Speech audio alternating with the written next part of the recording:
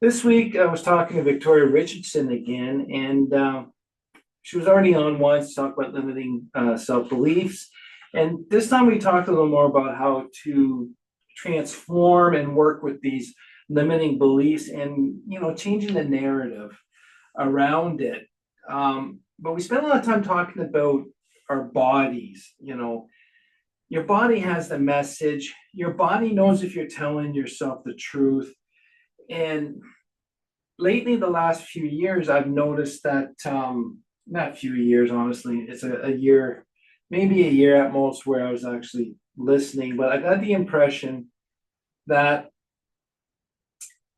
that's not the impression. I've observed and learned because I'm now getting more curious with my reactions, emotions. I'm starting to feel it's a body reaction. Your emotions is part of your body. So I'm starting to observe and be curious on how my body reacts and behaves in certain scenarios, even in scenarios where I'm telling a story and talking to someone. Like I shared this a few times already, where I was at a retreat, new plans for the engineering company and the Impulsive Thinker, and this is how it's going to be structured, how it's going to be, it's all for the client. And then I just knew my body was not comfortable.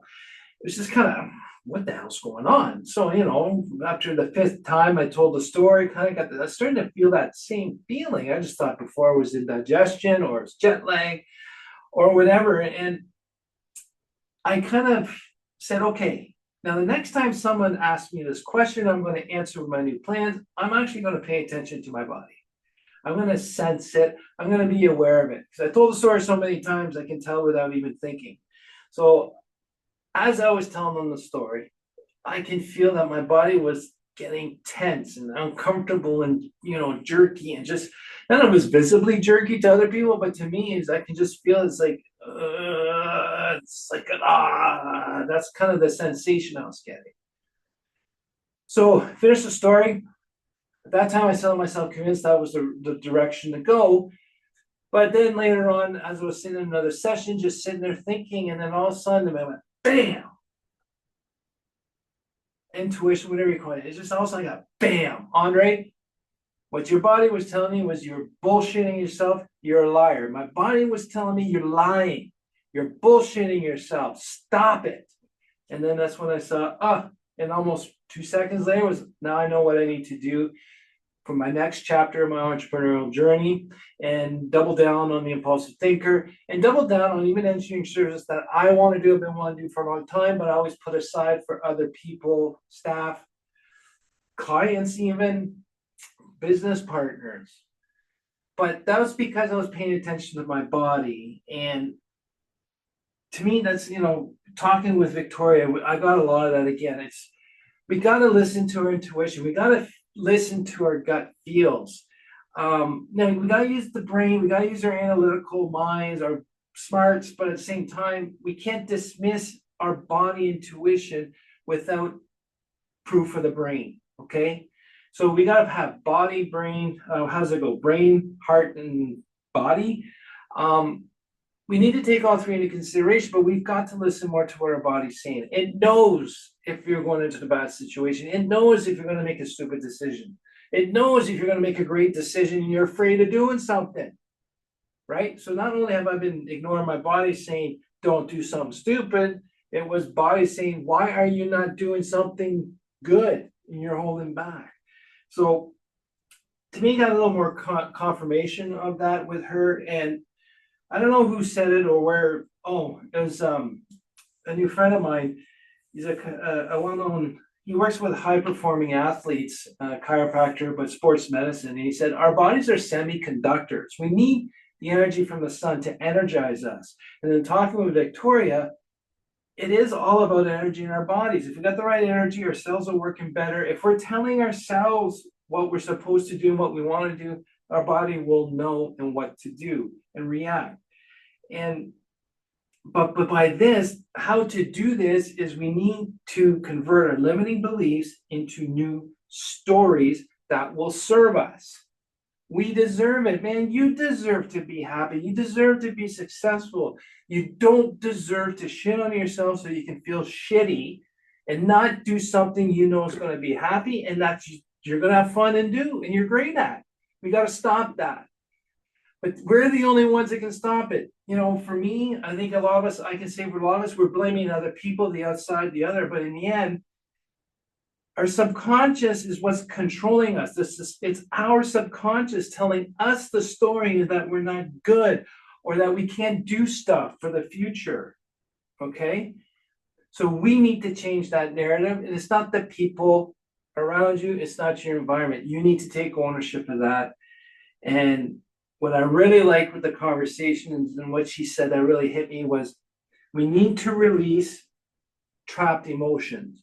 And to do that is we need to identify that trapped emotion so that we can release it. And in my example, she's doing her balance process.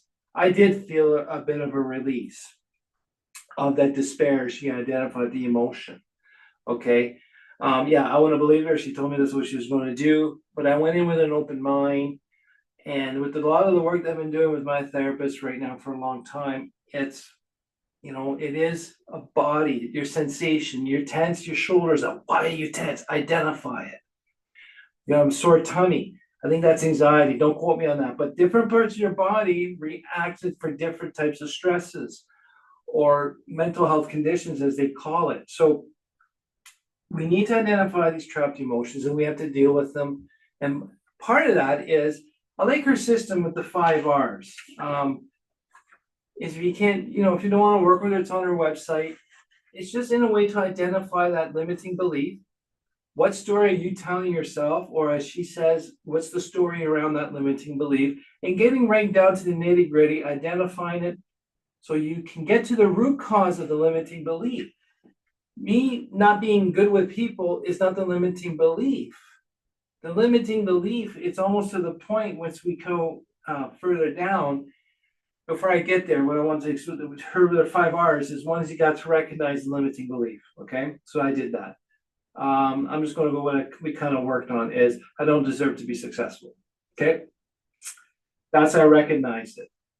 The root cause by asking why is that my limiting belief, minimum 5 times or until a point you can't answer it, is 1, I don't deserve to be successful because success has to be hard. Why does it have to be hard? Because I was raised that for every hour, if you want to earn more money, you have to work more hours. That means less personal time. Why do that? Well, that's the way I was raised.